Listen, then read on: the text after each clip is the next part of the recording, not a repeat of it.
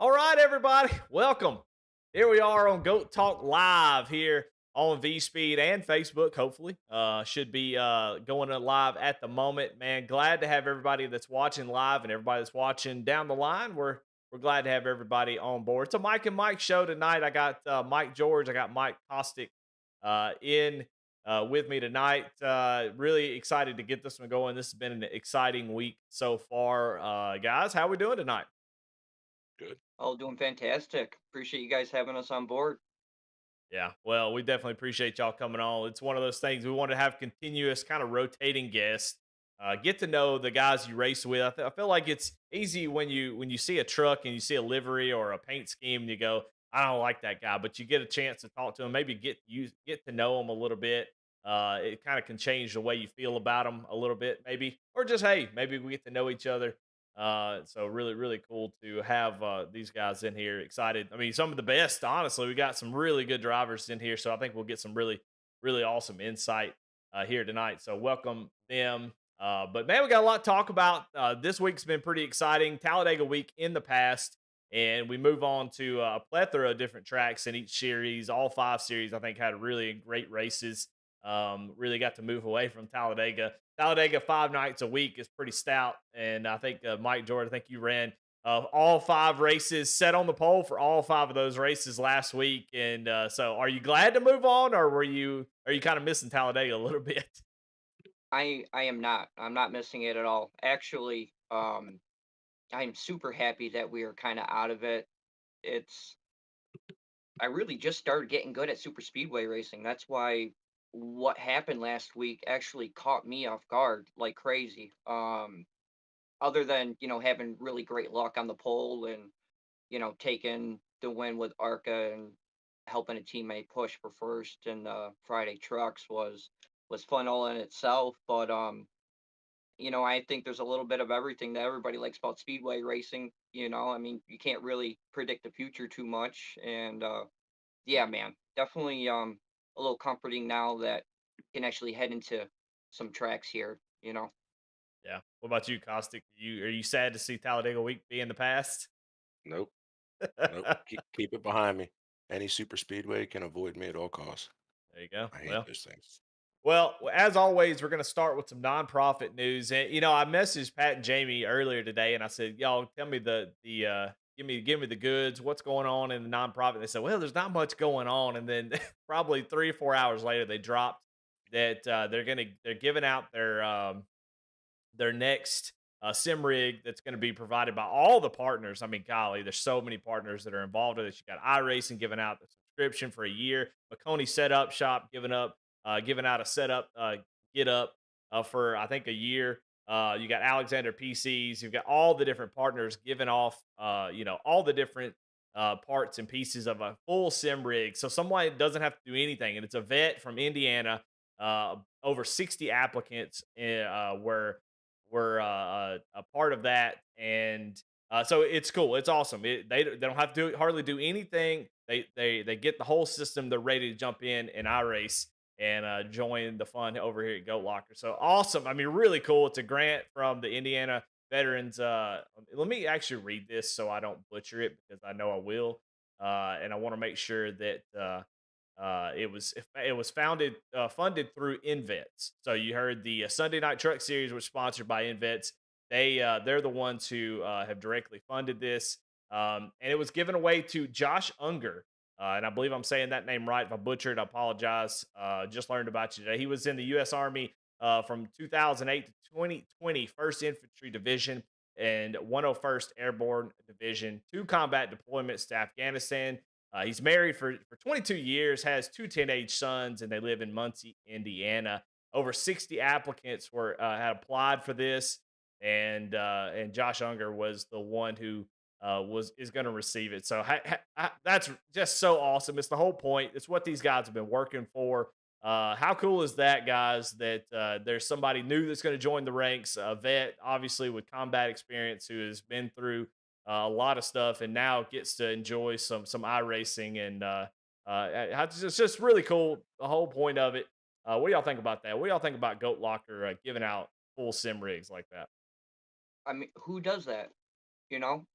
Um, Goat Lockers just they're amazing. When I first joined up with them, honestly, I didn't even pay attention to the sim rig that they offered until maybe a couple weeks into it. But you know, this is what it's really all about. This is what these guys do is they look out after our vets. It's just amazing. Given iRacing, set that aside, the whole bigger picture, what these guys do outside of it is just it's phenomenal. I haven't met a league yet that does nearly the scope of what Goat Locker does, and it's hats off to them.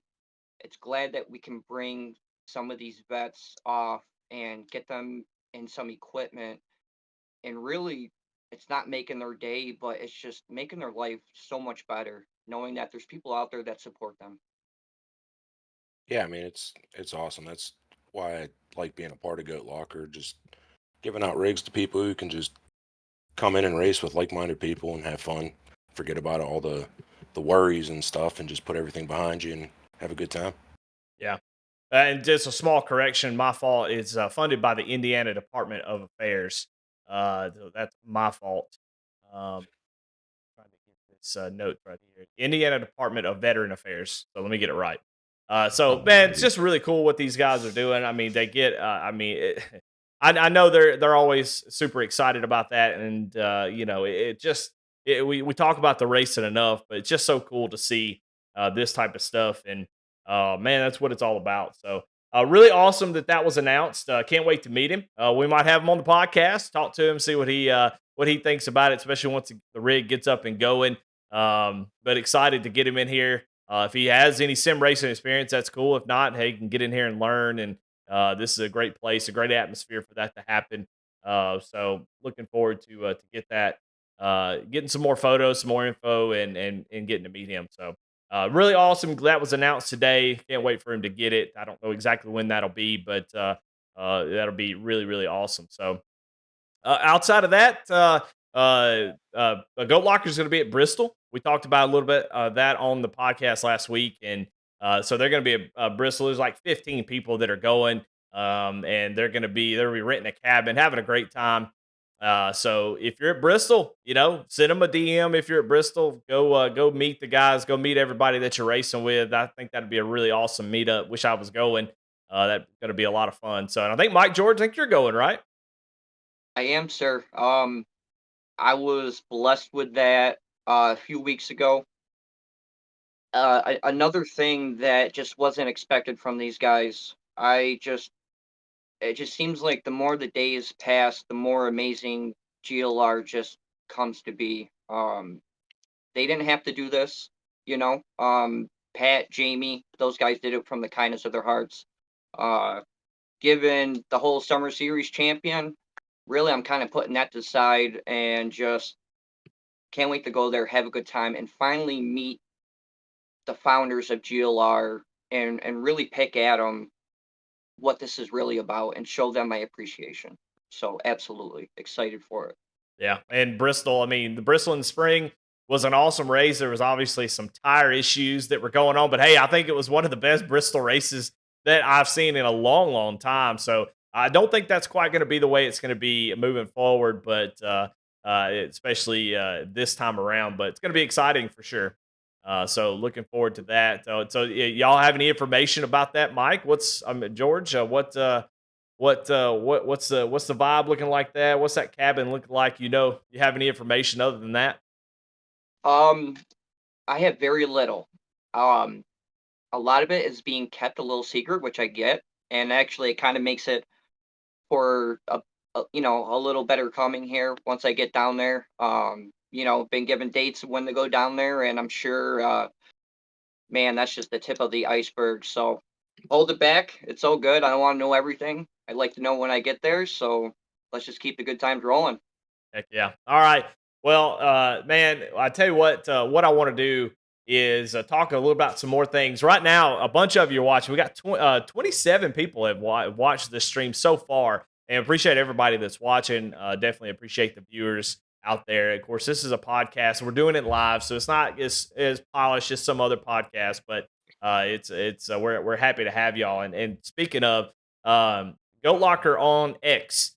Twitter, whatever you want to call it. They are 10 followers away from being at 1,000 followers. So if you're not following Goat Locker on X, please do that. And a lot of people think, well, it's not going to matter if I follow or not. It actually does. When these algorithms take over, Skynet is taking over everything.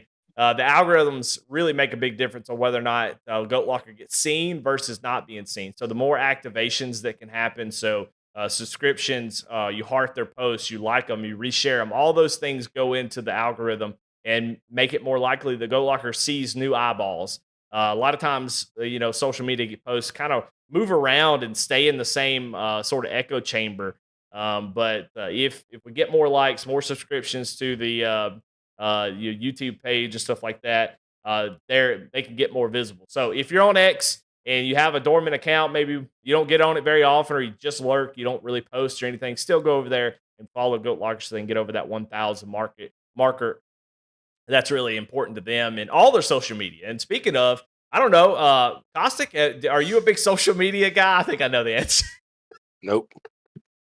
Well, I have them all. I just don't use them. Yeah, so you're one of those lurkers, probably. Well, there's a couple things I did want to talk about. I mean, if y'all looked over at the Above the Yellow Line with Taylor Kitchens, have y'all looked at seeing the content she does? Does some great work. Covers real NASCAR and covers some sim racing stuff. She's been doing some NASCAR heat stuff, some iRacing stuff that's been pretty new. So please go over there and support them just as much as you support Goat Locker because they're doing a lot of great work. A lot of the reels you see on Facebook, TikTok, I'm sure Instagram. I don't have Instagram, but I see all those posts, all those videos and stuff, recaps of races. Taylor Kitchens is doing those or is involved with them. So definitely need to give her the support. I think she does a really good job. Micah, George, have you seen those? I have. Some of her reels are actually pretty cool. I didn't know that she did them until it was suggested earlier. Yeah, she's really fancy with getting things set up and extremely professional with her website and Above the Yellow Line podcast. We're actually I'm proud to have her as one of my sponsors on my car, especially for ARCA. We got her on the hood, and we've been bringing good vibes her way, and she's been pretty excited what's been going on lately, and hope we can keep that up. But from when I know her for the short amount of time, she's just an amazing person, and I'm happy for what she's doing. Yeah, and I'm curious from y'all's point of view, Caustic. I know you really well, so I get nervous asking you questions that I already know the answer to. But it's I don't know if y'all saw the one of Drabic when he won Friday night. A little spoiler alert at the Friday Night Truck Series. Um, he Earthquake. Yeah, yeah, and so she posted a reel of him celebrating with, was able to catch the camera. Always when I'm broadcasting, try to get the camera of the guy that's about to win so we can get those raw emotions. But starting with you, Caustic, how much does it matter to you personally to see those things posted that's got your name on it with you crossing the start finish line that says winner Caustic? Does that feel good to you to see those things posted all over like the different socials and stuff? I mean, yeah, for sure. It's tough to get a win, especially with these group of guys. Everybody's fast. Every week, there's always somebody to pop up front at any given track. So, with as hard as it is to grab a win, it's always kind of good to see the recognition. Yeah, I think deep down, all sim racers are a little bit narcissistic. We like to hear our name called on the broadcast for only good things, though. We don't want any bad things. If I do something stupid, I don't want anybody to talk about it on the podcast. I hope they don't see that. But when we do good stuff, we like to be celebrated. So there is a lot of that, and I don't think that's a bad thing. We all have sponsors or people that we represent, our families, our friends, our teammates, whatever it is, big or small. I think it's really cool to have those type of things. I think it makes a difference when people are choosing leagues. How well is the broadcasting? Which we have three really great broadcasting partners, I think, and so a wide array of audiences. But having a broadcast, having a social media presence where they're posting the wins and stuff, I always kind of feel like that just elevates the league above the others because it shows that the leadership and those in charge are kind of doing that as extra effort. Don't y'all agree? Oh, absolutely. That's like you said. That's what sets everybody from aside from everybody else. that's what sets me aside from picking anybody else over Goat Locker. I don't think I'll ever go to anybody else but them. The broadcasting, the way that everything that they do is top notch professional. And I think anybody who's really trying to, whether you're good or not, want to get recognized or not, this is the place where you need to be. Well, let's kind of ease into the next topic, which is kind of getting to know you guys a little bit. And Mike, George, let's start with you because you've kind of stepped up almost immediately. You took some admin duties. You kind of said, "Hey, I'm coming in here. I'm a former vet. Well, I mean, I'm a vet. You're not a former vet. You're a vet." And you kind of took ownership and said, "You know what? I want to be a part of this. I want to be a part of trying to make this even better." And so you jumped on board, decided to be an admin. But let's take it back a little bit. Tell us, where you're from. Give any details you're willing to share. You don't have to share anything you don't want to, but if you want to tell about your military experience or what drew you to Goat Locker. But yeah, kind of give us a little background. Where are you from? What do you do for work? And tell us a little bit about yourself. Yeah, no doubt, guys. Absolutely. So born and raised Syracuse, New York. Haven't left ever since, especially New York. What I do for work now is I am a mason of our local 2 union chapter, bricklayers and allied craft workers. Great union, great group of guys. It's a great career. I love it. Been doing it for almost 5 years now. So we're just dipping our feet into the pool here. As my military background, I was a 11 Bravo with the 173rd Airborne. Love those guys very much. I did one term. Unfortunately, I did not have a chance to really serve overseas, but that's neither here or there. Support every guy who does it, whether you have or haven't, and it's been a blessing. It's really made me the man who I am today. They really changed my life for the good, and I treat every person, every vet who doesn't matter if you were in the Army, Marines, Air Force. We're all the same at the end. It's just one big brotherhood.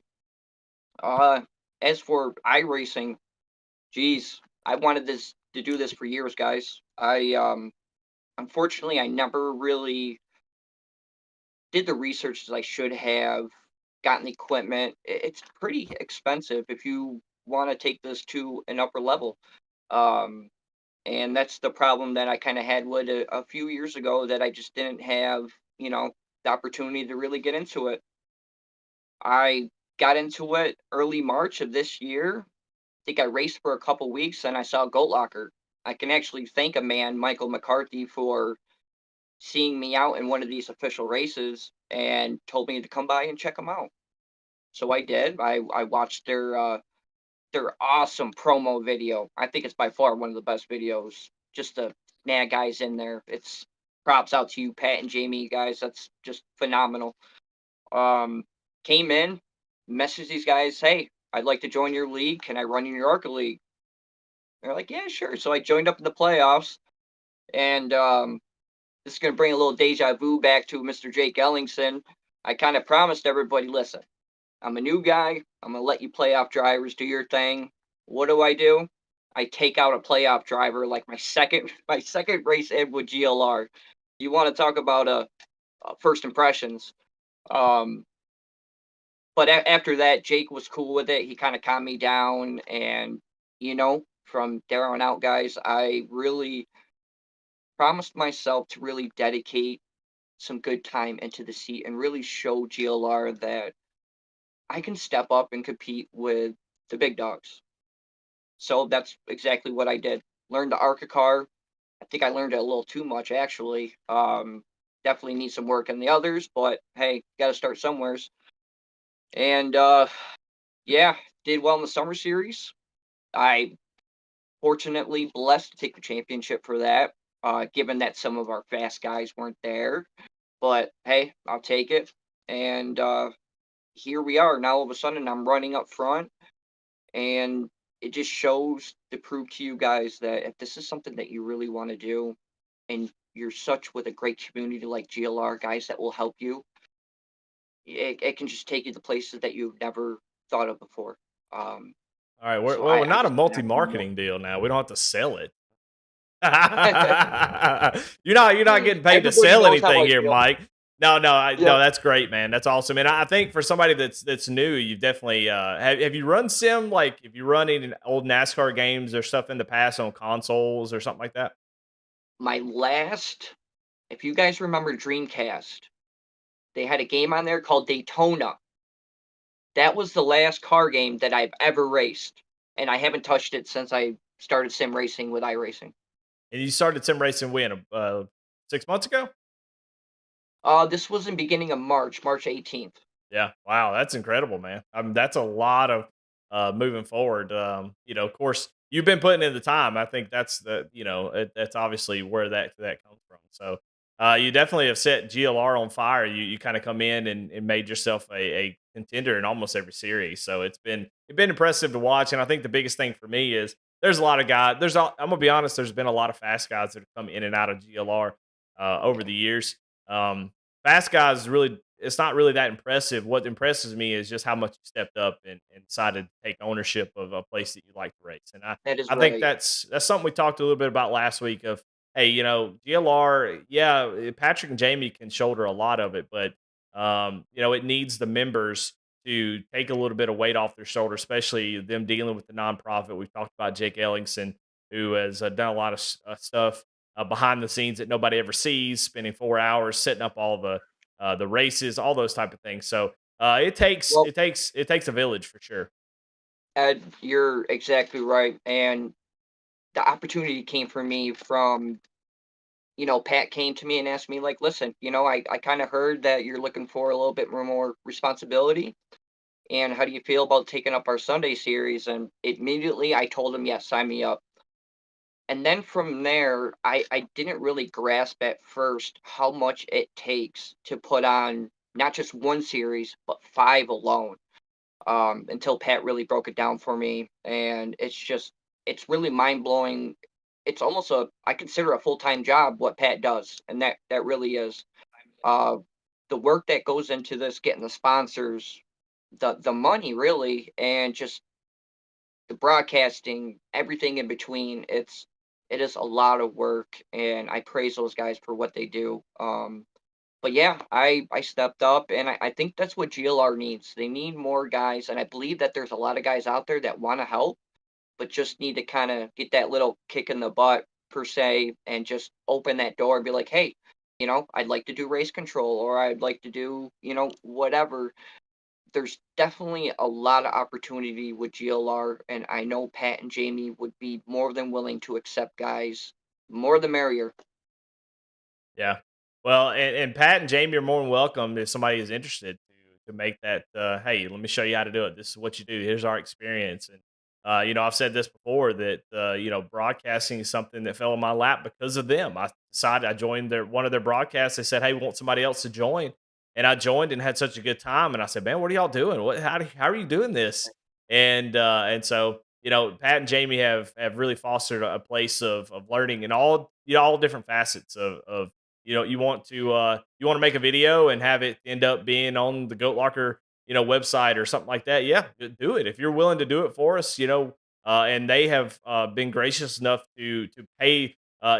It's easy to ask people to do stuff for free, but they have put their money where their mouth is, and they said, "Hey, if we want something, we're willing to pay to get it."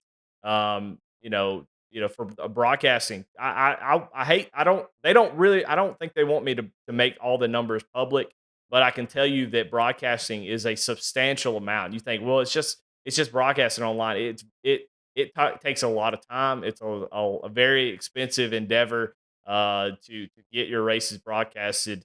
And so they have definitely put the not just the time but also the money. I don't think that can be overstated. But move on. We don't want to leave Kostek out here. We brought you in here to talk to you, man. So let's move on to Kostek. And here you are, man.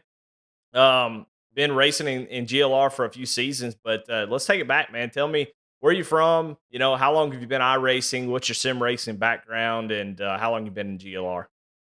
Uh, I was born, grew up in Pittsburgh. Joined Goat Locker probably a season ago. Started sim racing right around COVID because there was nothing else to do.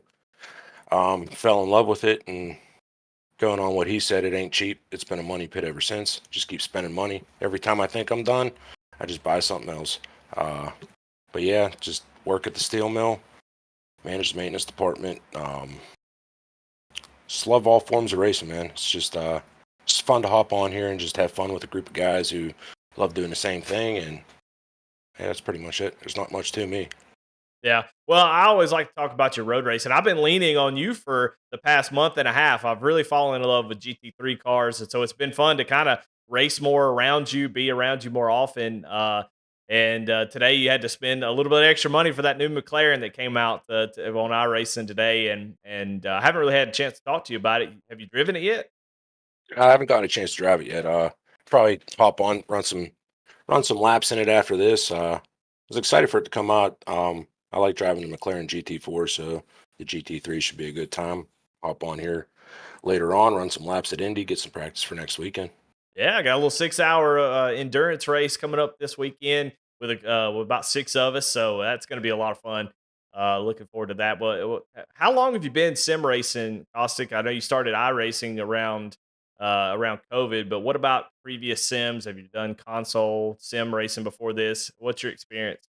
Uh, yeah, I played some NASCAR Heat on Xbox, but you know how that goes. It's not really sim racing. It's not really good racing. And there's a ton of glitches on it, but yeah, did some of that. Did some of Forza, but uh, nothing really with a wheel or anything. It's kind of my first dive into that, but yeah, I mean, for anybody who's thinking about getting into it, definitely take the dive. It's addicting and it's fun. It's a good time. Well, I mean, and it's way cheaper than real racing. I think if you've ever kind of dipped your toe into real racing, anybody will tell you the in racing around your local short track, it's usually this is probably not right. I'm probably just making this up, but it's usually the one with the most money is going to win the most races. You got to have a ton of it. It costs a lot of money. You wreck it, you got to fix it.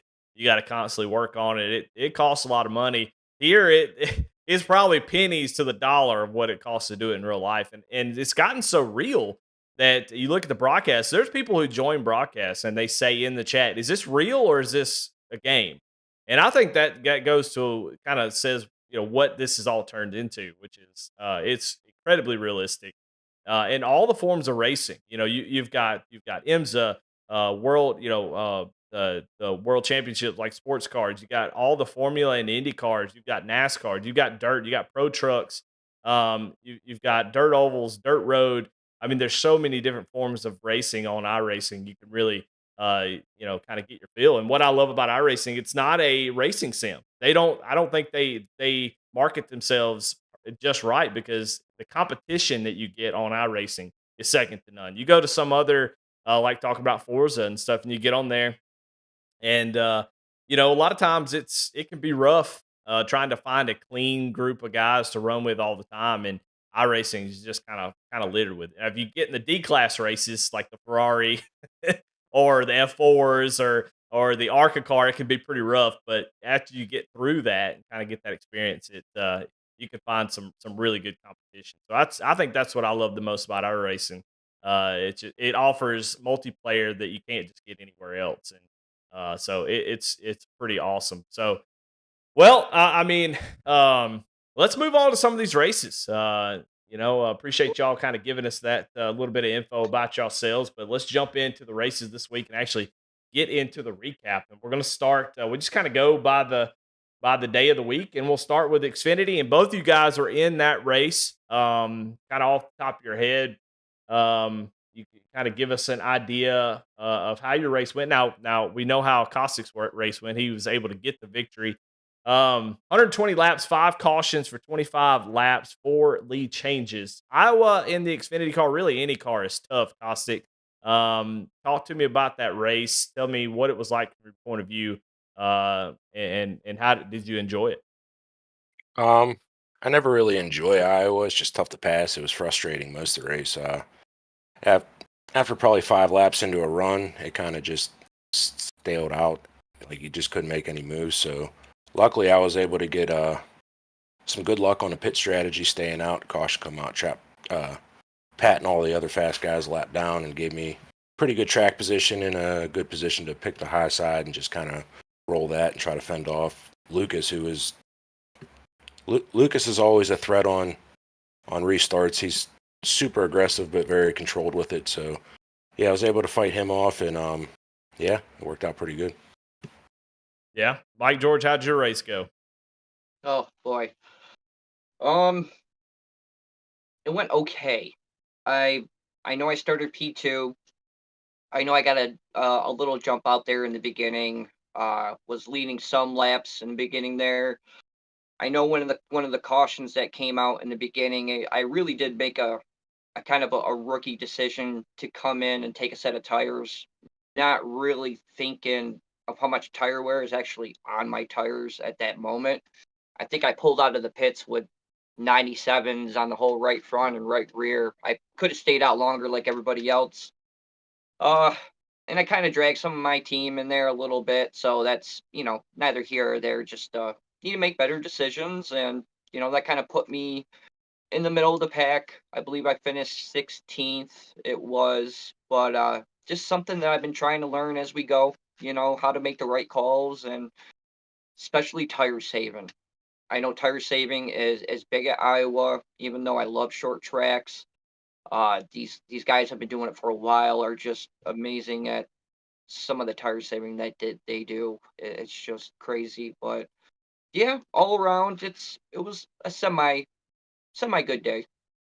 Yeah, it seemed like on the broadcast that early on new tires, you could really make the bottom work, and it seemed like you had to really push for track position before the tires started to wear out. So you had to kind of put yourself in a spot that hey, I'm probably getting once you get to 20 laps, I'm probably going to stay in this position. So if I can fight here early and try to get that because it quickly becomes a one lane track, it's really disappointing about Iowa. I think if they ever kind of gave it the Homestead treatment allowing for multiple lanes, maybe an outer lane to kind of course, there's a really bad bump up there at Iowa that's gonna be tough. Yeah. But for it to not just turn into sort of a one lane track, that middle lane with the left sides below the seam, it kind of turns into that, makes it very, very difficult to pass.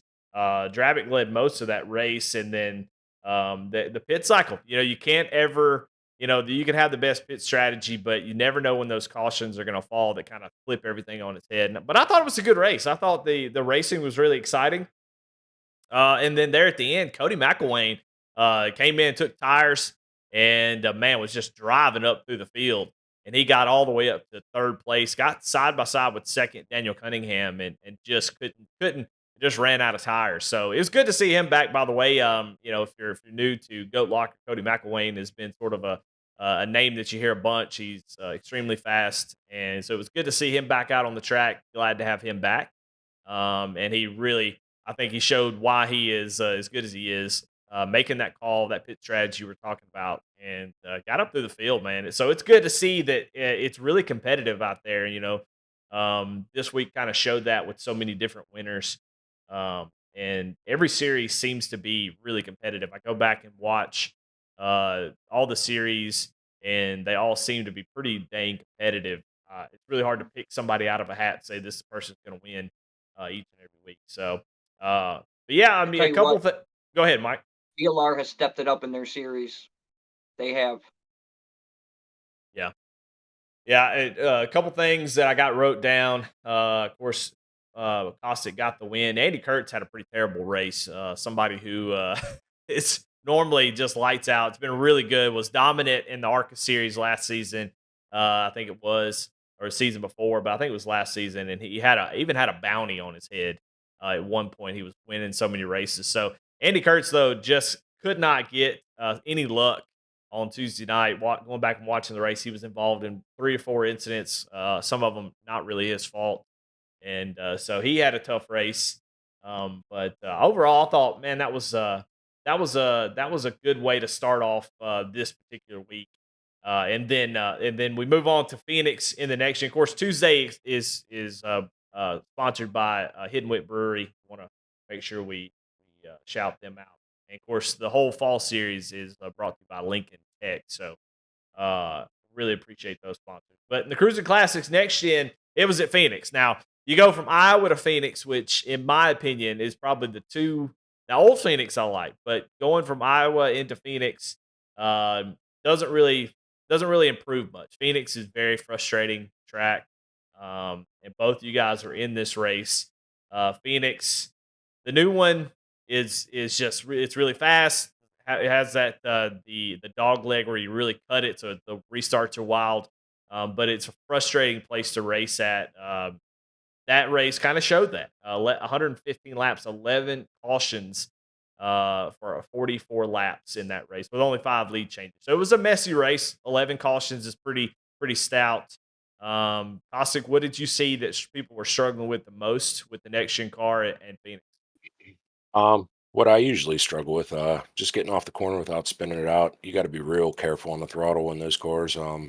They drive completely different than any other stock car. So pretty much any experience you have in Xfinity trucks or even ARCA, I think I would say Gen 4 is probably the most relatable, but still far off because of the just the braking, rolling the center, trying to get rotation. Um, it's a tricky car to drive, so I'm still learning it myself. But yeah, Phoenix is just frustrating in anything anymore. It's a fun track to drive. You just roll the center, and you can kind of, if you get up to the high side, you fend off anybody really. It's just momentum based. Well, what did you see in the race that I mean, 11 cautions means that there were some self spins. You know, there were a couple big accidents on restarts. Did you see just an over amount of aggression, or something unique to the next gen is shifting? Did you see anything as far as those issues? What do you think? What was the biggest issue that particular race in that I mean, you always get the aggression on the restarts, cutting the dog leg. I think a lot of it was just getting real loose out of what's it, the turn two now, the old turn four. night? It's just so flat and it's hard to keep it planted. So um, yeah, I mean, it's just simple mistakes. I wouldn't even call them really mistakes because I've done it a million times in practice. It's just so tricky to figure that car out. I hate it, honestly. Yeah, with tracks that are hard to pass, it kind of lends itself to frustration. You're trying to pass somebody that you run down from a second or a second and a half, and you get to their wake, and that dirty air really kind of sticks out, and you've only got the one lane. It gets frustrating lap after lap if the guy's able to hold you off. I Uh, mean, Go ahead. it's tough to just stay patient, kind of set up the pass. Um, a lot of times you kind of fall victim to trying to pull the dive bomb, and that's very rarely successful. It's just kind of being patient, trying to set up the run and get positioning. Yeah. Where'd you finish on Wednesday night? Um, Fourth or fifth. So you had a pretty good race. So couple really good races in a row for you. So that's really awesome. Jeremy Gardner had the pole, and Patrick Drabick again. Two nights in a row. This is kind of building up there to a really nice conclusion at the end. But Drabick having a really good race, led the most laps, 56 out of 115.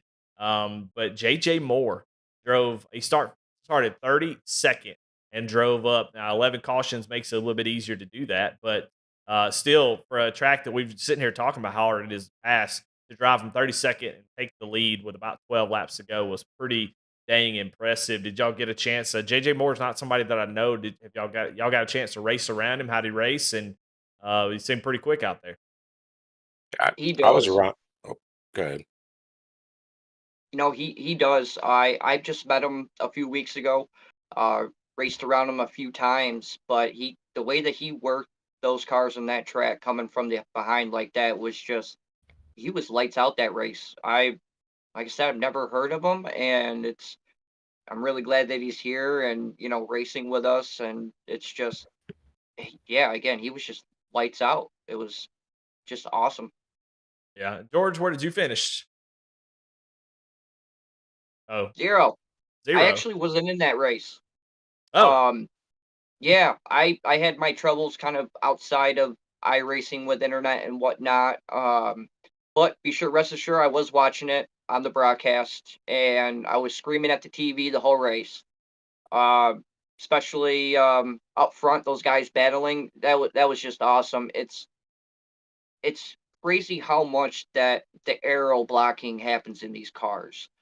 I mean, you can get two great guys and just not be able to do too much with each other just because of the way that you can manipulate the car. Um, Other than that, I saw a lot of heavy braking, but at the end of the day, I think this is the first week jitters. I'm not even counting Talladega. You know, we're out of super speedways. We're here at the tracks, and this is where it's all really starting. So I got some faith that things will pick up here, and we'll get the cautions down, and we'll have some really great racing ahead of us. Yeah, the next gen car just doesn't offer much as far as rotating on the throttle and really any kind of indication that, oh, I'm about to go around. So the next gen is definitely a step up. It's such a unique car. It's so different. I hear people kind of in real life compare the truck to next gen. I think it's just because of aero blocking and momentum versus Xfinity. But on iRacing, they do race completely different. The truck has less power, so it kind of doesn't have the rotation that maybe the Xfinity car does. And the next gen kind of feels that same way where you're really just kind of on rails. And if you ever try to deviate off of that a little bit, it seems to really punish you. So you have to be careful on throttle. And Phoenix is such a tough place to do that. You're trying to pass. It's hard. You try to give it that little extra bit of throttle, like Kostek said, off the corner, and it just goes around. We did see a lot of tempers last night or Wednesday night. I mean, some guys getting into it, which hey, we got passion, so that's good. It's not a bad thing, I don't think, for people to get mad. I don't if you don't get mad, I don't know if you care about it enough. I don't know. I think we've all been very frustrated and upset at a race, and we saw that last night. We had a disqualification due to incident limit. But yeah, it was the dog leg not being able to pass. We saw a big wreck uh, as it was 4 or 5 wide on the dog leg, trying to make those spots up on the restart.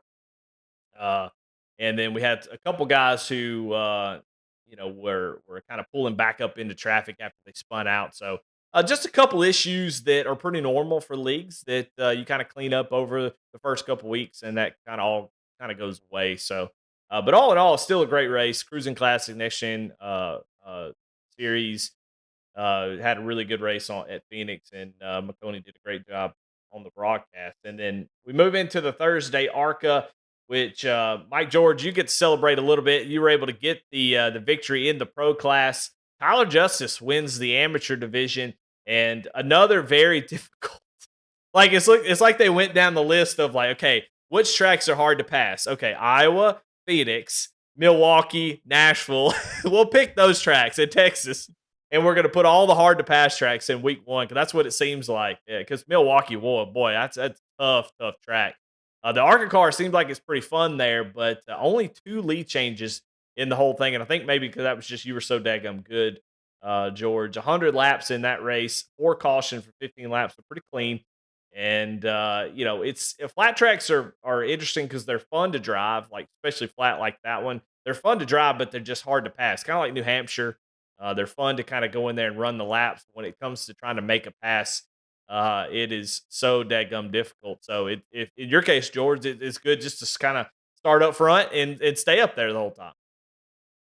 Yeah, absolutely. Like I said, I'm gonna go back just for a quick second. When I first joined up with Goat Locker, I started up in the ARCA car, and it was recommended to me. I was confused on where to start, so I started getting really good at the ARCA car, and it's been lights out from there on out. Milwaukee, ever since we've been there, I always loved Milwaukee. I really don't know what it is. I mean, it probably because it kind of the corners simulate like a double apex kind of. Maybe it's just a challenging getting around those, and I like a challenge. But I'm a short track fiend, man. I just love short tracks, and Milwaukee. I've always been good at, and fortunately, I've been having a lot of runtime at Milwaukee. The official series trucks were there like 2 weeks before, so I've had a lot of runtime compared to some of these guys that were on that track. So kind of had that on my side. But taking the pole and taking the win, that's a whole different animal. You're not just racing the past people, you're racing the whole guys off. So that's a different kind of territory there, as you could say. Um, I know Lyons, he mentioned he had like 20 minutes of practice. I think that if he would have had some more practice, he would have been right up there. I mean, watch these guys. The more tracks that we get into, the more races, these guys are going to be getting quicker, and it's just going to keep getting better, man. Yeah, and Milwaukee's unique. Those flat tracks like that, you almost attack the entry of the corner. Where at these bigger ovals and even tracks like Phoenix, where you really have to check up on, you have to slow down real early to get the run off the corner. Milwaukee, New Hampshire, those Lucas Oil, I think is this way. You kind of drive into the corner and let it push up a little bit, and then drive off. Kostek, is that kind of the way you feel about Milwaukee? I know you weren't there, but your experience with that track. Well, I've only raced there once in the trucks, but yeah, it's you kind of got to drive in hard and, like he said, double apex it and try to get a good run off the corner. The straighter you can get off, the better run you can get. But yeah, going back to what he said, I had to deal with Lucas behind me on Tuesday, so him on restarts. What I noticed when I was watching that race was he was able to get into those corners super hard and get the car planted and rotating at the cost of the right front tire, I think. But yeah, I mean, he's just on attack mode all the time, being his teammate. It, it can be stressful sometimes, but yeah, I was watching Mike run the race, and he was just consistent, hitting his marks, saving his tires, right rear, because you got to be real careful off the corners there. It gets super slippery sometimes. So yeah, I mean, Milwaukee's, I don't know, we could do away with that place. Yeah. Well, I tell you, I'll spend a little time talking about Lucas because I know he's watching. But I mean, he's definitely got the speed. He's won races before. It's a fun thing watching him though, because he's the show. He can be the Yeah. show sometimes, and I think that's awesome to have. I'd say as a broadcaster to have somebody like Lucas in your race is always really fun. Um, and I think that there's a progression to iRacing. There, a lot of people don't do what Mike George did, which is come in and progress really fast. It's usually a slow progression with multiple plateaus you have to kind of work through. And I think Lucas has got the potential to be like a pro level driver. I mean, he's incredibly fast. He's got all of the talent you need, all of the aggression that you have to do to win races. Some folks, and I'll speak his name because he won't mind it, and I know he won't get upset about it. But Chuck Phelps, somebody that I've talked to about a bunch, where he has gotten a lot better, but his aggression level's not there because he's so scared of, I don't want to get into anybody. I don't want to race too hard. I don't want to cause anybody to have a wreck. And there's a lot of guys out there who are like that. And I totally get it. You have to race within your limits.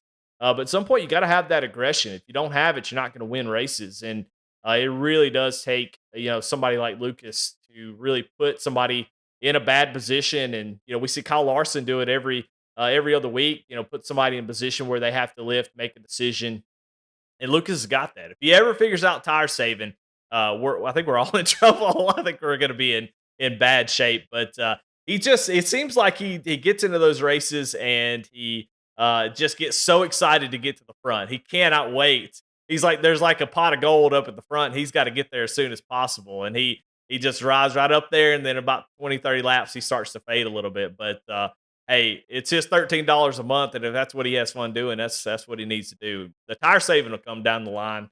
He'll get it wrangled in, but it just seems like Oh he's yeah. always excited to go racing. Well, he did throw out a little challenge out there, and I'm pretty excited for this about Dover, I believe. So I'm right there with you, brother. Let's give him a hell of a show. Well, what's the challenge? You said he threw out a Um, challenge.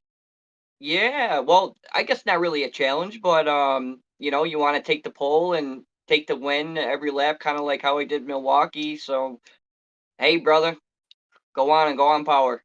Well, tell the people, what is the challenge. What did he say?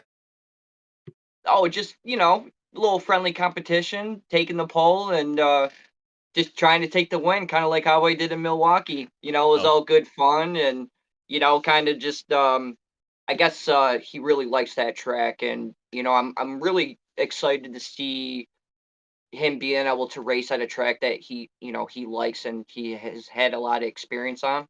I like Dover as well. So I think it's definitely going to be a good fun race. I can't wait. yeah, Dover is my favorite track, and I know Kostic likes it as well. Talk a little bit about the pro am divisions. We talked with Pat and Jamie about that, how that kind of came to pass. I wish we had Daniel Kerkil in here that we could kind of talk to him a little bit about that as well. I mean, what are y'all thoughts on the pro am division? Kostek, we have raced. Apparently, it came from the league that we race in, the GT3 league, the pro am, where they separate everybody out by their skill level, and it's done in a very specific way in the GT3 league. They have a MIT level spreadsheet where they decide where people kind of fit in, and you move up and down based on how much you improve or get worse.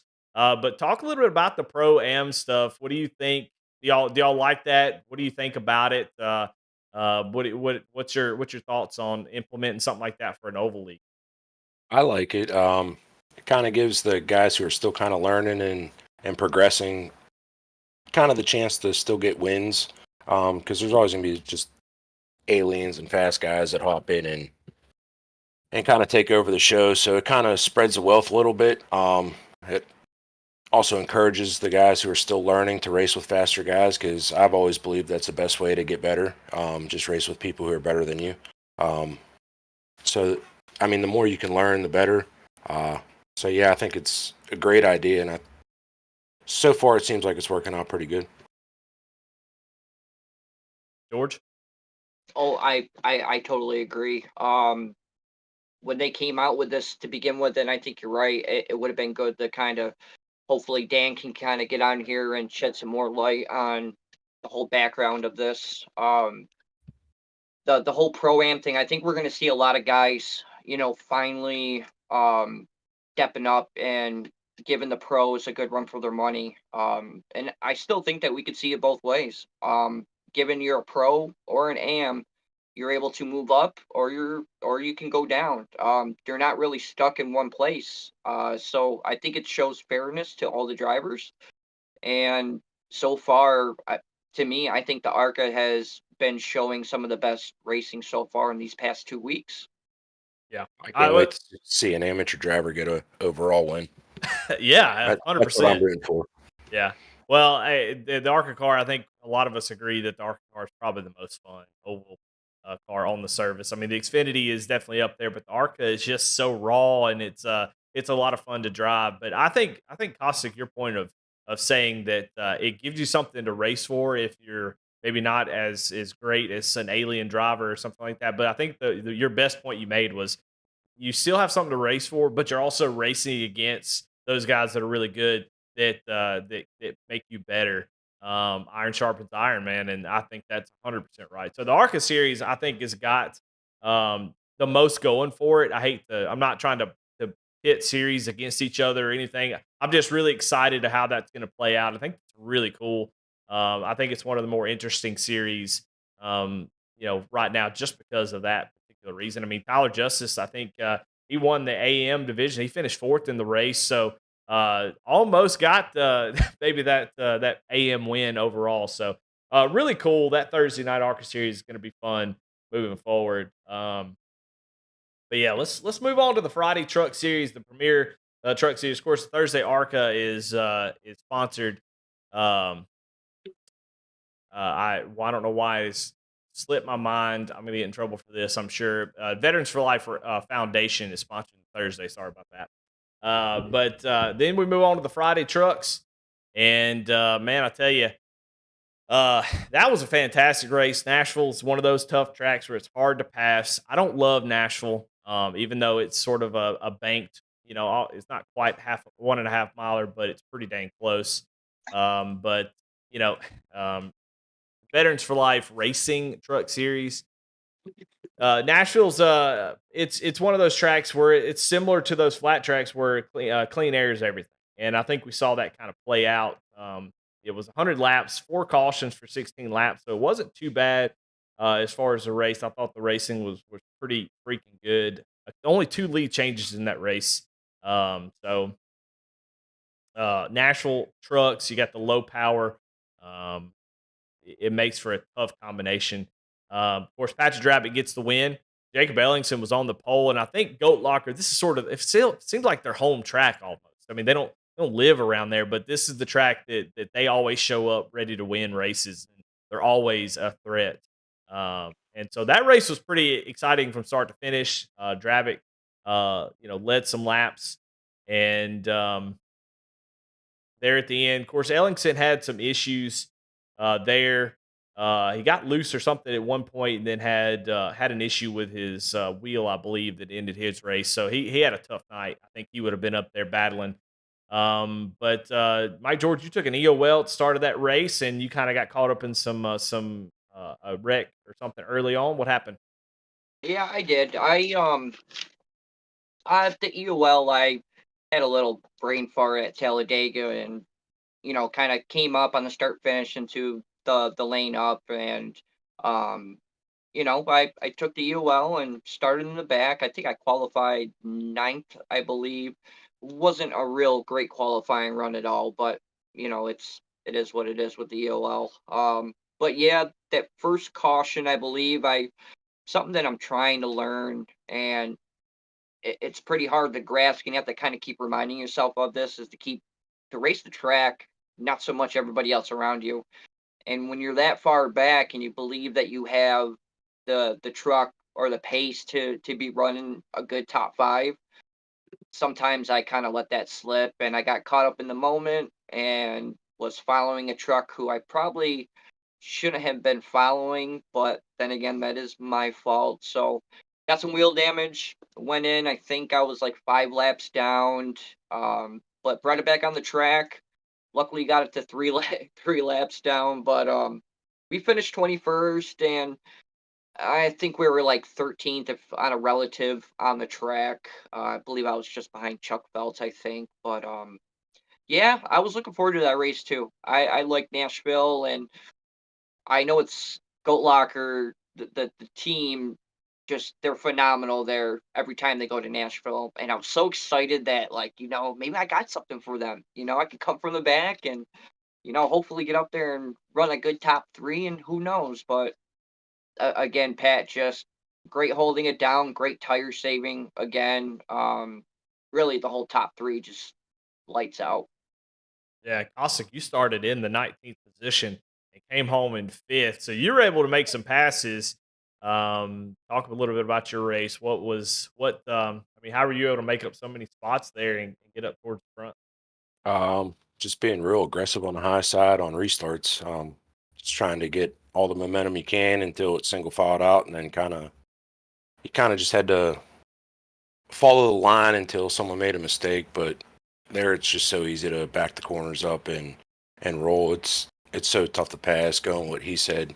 Um, when you know you got some sort of speed and you're at a track that's tough to pass, it's so hard to be patient. So yeah, I was just every restart I was just sending it on the high side and trying to get everything I could get and hoping for the best. Yeah, and it was definitely impressive. I remember watching you as you were trying to get up to that right rear quarter, get that spotter call, and just get the exit on the outside. You were making it work, man. It was awesome, awesome to watch. Trucks at a place like Nashville are just it makes them for some tough racing. But you got the Maconi set up in it. You know, it seemed like Talladega. It was very loose. We were dealing with a pretty loose condition on entry. Guys having to lift. How was the setup this weekend at Nashville? I I enjoyed it. McConey's usually my go-to setup shop, especially for road. So it's good to have them on board. Talladega was a little slippy, but uh, yeah, Nashville, it felt good. Yeah, for sure. It was a little different having to breathe out of the pedal a little bit. Luckily Pat kind of caught on to it before the race started, and was patiently let everybody know, kind of be easy on that throttle just a little bit. We what was a 136-degree track or something like that. It was crazy hot, but I think the setup was a lot better. I'm liking the Maconi setups for sure. The truck was definitely sticking. You could definitely drive it. Absolutely. I'm liking it. Absolutely. Yeah.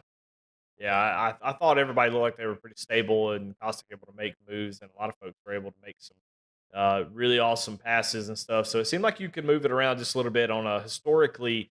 We got some leagues that will lower the fuel count and stuff. And at Nashville, man, that's a dangerous game to play. To make the truck any tighter at Nashville with all the dirty air and the issues with the flatter corners and the smaller radius, it can make it for tough racing. So it seemed like the setup was really good. Y'all were able to actually do something and make some moves. So that was good. Now, towards the end of the race was probably one of the most exciting parts where Jeremy Garner was running down Patrick Drabick. Drabick, you know, in those situations, I get all nervous and nerve wracking when somebody's running me down. But we kept showing Drabick's cam, and boy, he was as cool as a cucumber, and never really changed the way he was driving, and just said, "Hey, look, Jeremy, you're gonna have to pass me.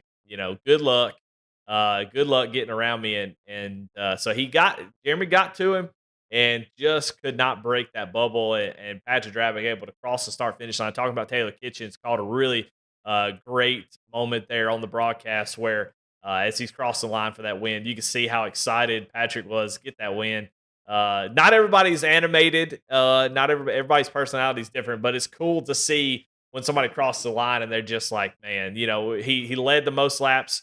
I think Tuesday night, or at least a lot of the laps, led the most laps on Wednesday night. Neither one of them was able to come away with the victory, and then Friday night able to come away with the win at Nashville, his favorite track, I think. So, yeah, it was really cool to watch that battle. I think that's one to go back and kind of watch. And Garner, man, he's super fast. So anytime you can get a win over him, it's pretty incredible. So, Jeremy was in there working. I mean, Pat was doing what he needed to do, and you can see Jeremy was really struggling to try to get that truck to run off the corner. He burned the right front off at one point and just started to drop like a rock. But he gave it all it had. It was a lot of fun to watch. Did y'all get a chance to go back and watch those final few laps? Oh, absolutely.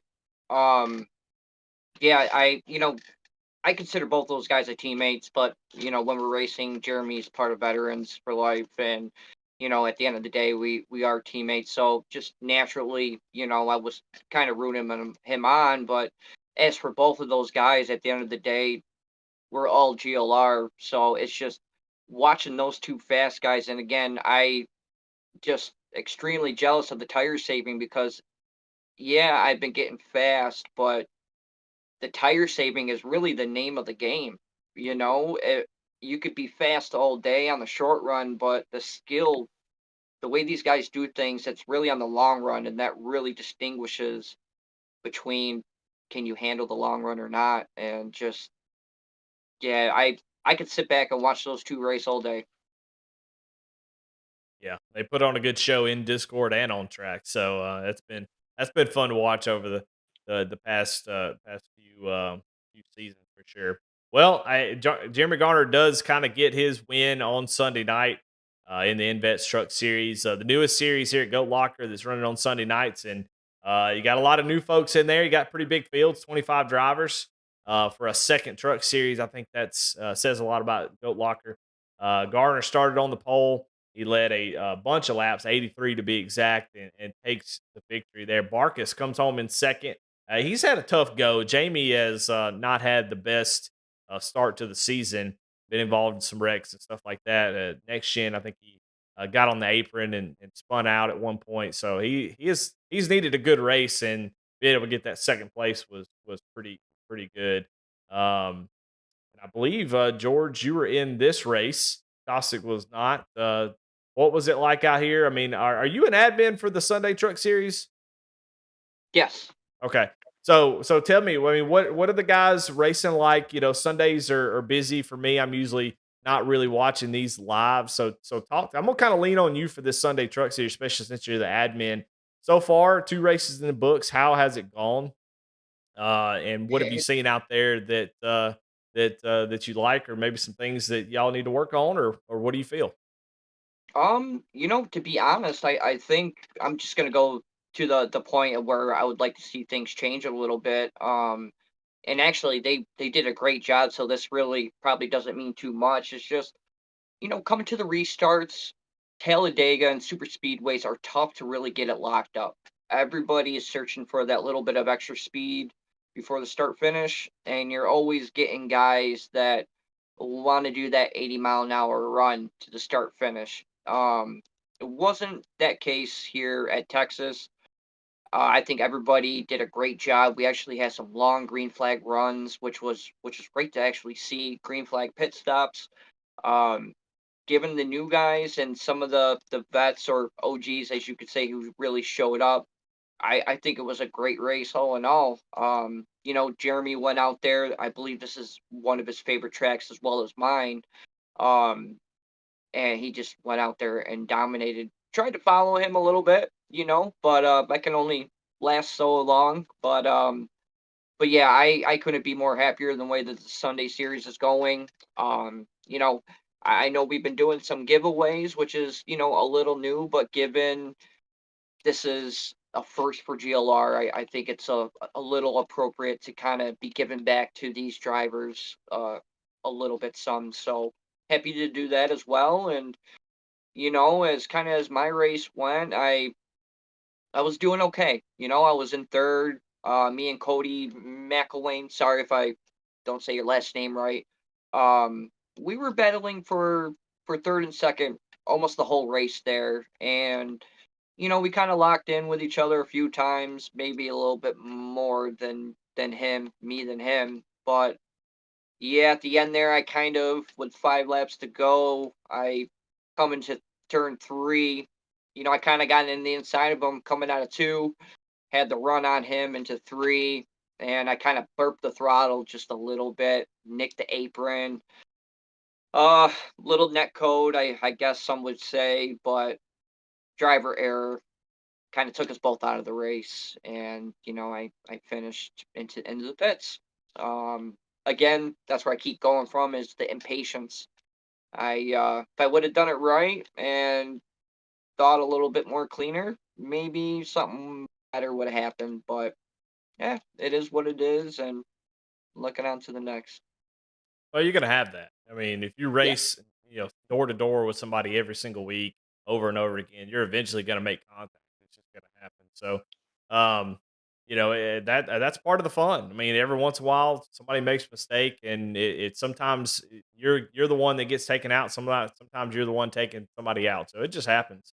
I think we've been on both sides of it, all of us. But talk. I want to. We've got a lot of new folks in the league. So I kind of want to hear y'all's take on if you're new in a league, how do you normally race? Because there's a couple, I think a couple ideas or you know decisions that guys make. Some guys come in, they want to impress everybody. They want to come in, be aggressive, try to win races, and I think I think that's fine too. And then there's some guys who, I just don't want to, I'm gonna just ride in the back. I'm gonna take it easy. When y'all join a new league, what is y'all's sort of? We'll start with you, Caustic.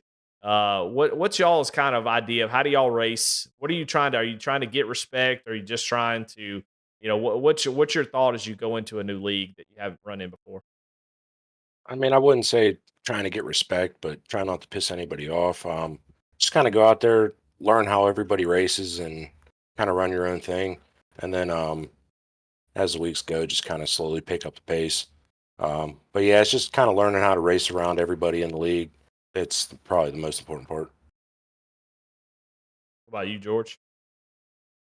I agree with 100% what Mike just said. A little difference with me is I approach things with probably a little bit more respect, and that's just the way that I look at things. Everybody looks at it a little bit differently, and that's totally okay.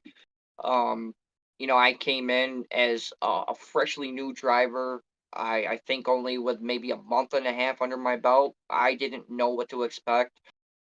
I came in, started asking questions. I started racing clean, except for Mr. Ellingson there. But you know, other than that, I just think you want to surround yourself with, the whole crew and like Mike said, getting to know the race, getting better, knowing what you can and what you cannot do.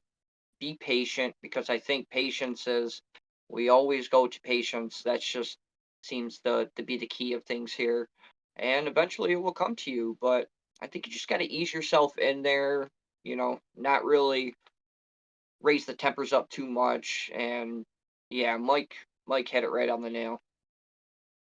Yeah, and I feel like, for me, it's always I feel like I'm aggressive but cautious. I feel like I'm an aggressive driver, but I kind of hide it behind, oh, I'm just, I'm not aggressive. I somehow hide it in there, but I think I feel like I'm a pretty aggressive driver. But whenever I get to a league for the first time, I'm always trying to find out who I can race with, who I can't race with, because I love door to door racing. If you know the name Garrett Kinder, I've mentioned him 1,000 times because I can have such a good time racing door to door. We can make contact. Neither one of us gets upset. Some people make contact, that little 0x pops up there, and they just lose their mind. It's road rage, and then they're trying to wreck you. And then, but there's some folks you can lean on, make a little bit of contact, and they have a good time.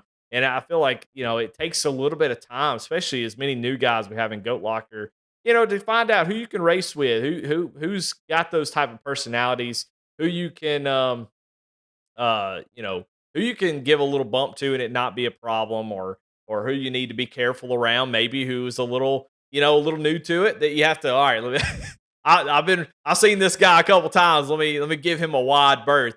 So it takes some time to learn everybody as a new driver. And I think, as a league, the league in a whole as a whole has a lot of newer folks. And I think once you kind of everybody races around each other enough, you start to really learn how everybody is. You learn, you get to know them a little bit, maybe more about them. That I think makes the races clean up almost immediately. Because GLR, as it gets further and further into the season, always seems to have really long green flag runs. And the bad apples, they get gone because they can't handle it. They get upset too easily and they leave, and it all starts to settle down. But I think this season, I think we've got just a really, really good group of drivers. I haven't seen anybody just be out of place, or don't belong like we've seen in the past. So this season has been pretty incredible. I think overall the fields seem pretty clean. Do y'all see that, or am I just making that up? No. Um, what I've been noticing is the camaraderie within GLR as a whole. It's just you're kind of going back and explaining, new guys coming in and showing that, who you want to race with and work with, and along those lines. The way I've seen it is almost 99% of the GLR guys in here, whether a mistake happens on track, there is always forgiveness, forgive and forget. That's the one of the biggest things that I've seen within this community is just how close knitted everybody is together and willing to learn from each other. Just it's second to none. It's just awesome. Awesome. I mean, yeah, it's just it's a great group of people. Everybody kind of just races good around each other. You get the occasional run-ins, like you said, but you race around everybody every week, and you'll have that. But it's a great group of guys. It's probably one of my favorite leagues to be in. That's why I just kind of picked up the amount of races I run with them. So yeah, I think it's going to be a good season. Yeah, we still got a long way to go. This is just week 2 out of 15, I think, for most of the series. So, the point standings, we'll talk about more of those as we get into the season. I think, Goat Lockers, nonprofit stuff will always kind of be a big topic here, and getting to know folks. I know that's something that we want to do. We want to get y'all on camera, get folks in here and learn about them, tell their stories, see where they come from, where they've been. But the nonprofit will always be the number one of this podcast. So, man, just really cool to see that sim rig being given out. But as the season goes on, we'll talk more and more about each series. We're not going to break down the point standings. So there's 2 drop weeks in almost every series. So at this point, the point standings are kind of up in the air. So they really don't matter until about week 4. We'll pick up on that. We'll start to dive more into point standings, see who is in the hunt for maybe making a championship run. We'll kind of jump into that more as we get closer. But some guys, I mean, everybody that we've been in here so far is in good spots. I mean, Kostek, you're locked in on Tuesday night. George, you're locked in a couple series. So it's been pretty good couple weeks for both of y'all, and some other folks as well. So far been really, really good seasons.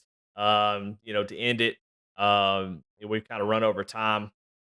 It's been a lot of fun. Definitely appreciate y'all coming on tonight. Hopefully y'all had a good time. It was worth the time y'all took out to do it. We definitely appreciate it. But as always, want to thank everybody for watching. Thank Pat and Jamie for all that they do. Jacob Ellingson, all the admins that do work, that have done work in the past. Ryan Pendleton, bless his heart, tried to get a road course series going so many times, and I appreciate him trying. We've had a lot of fun in those, and looking forward to seeing him on track every week. And all those guys at Goat Locker that put in a lot of effort, we definitely appreciate them.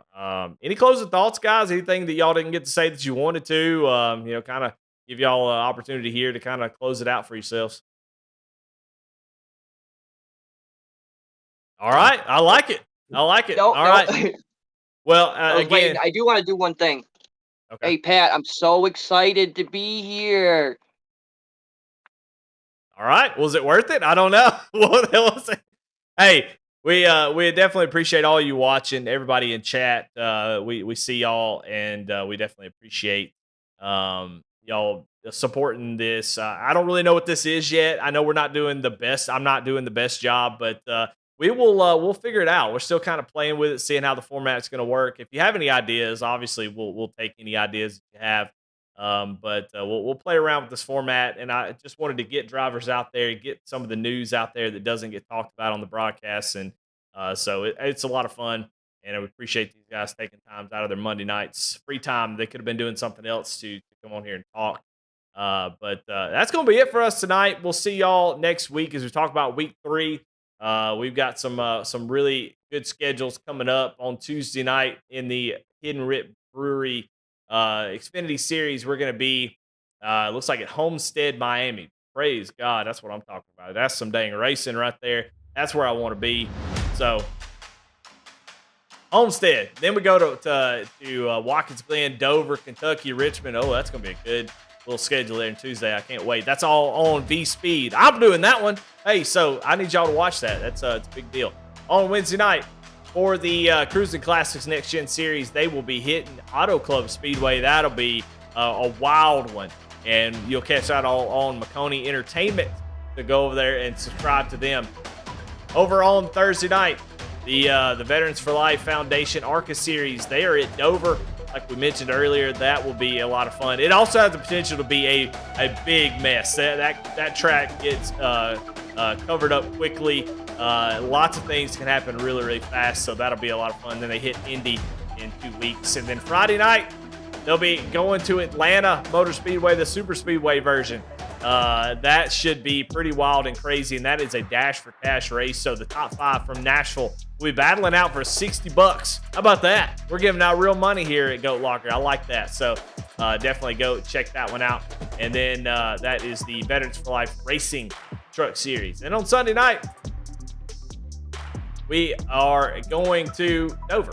So 2 Dovers in 1 week. God, the Lord has blessed us in this week, it looks like. So that's going to be a good one. Anytime we can go to Dover Downs, that's in good shape. But all right, guys, that's going to do it for us. Thanks, Mike and Mike, for joining, and we'll see y'all next week. Thank y'all for watching Goat Talk. Thanks, guys.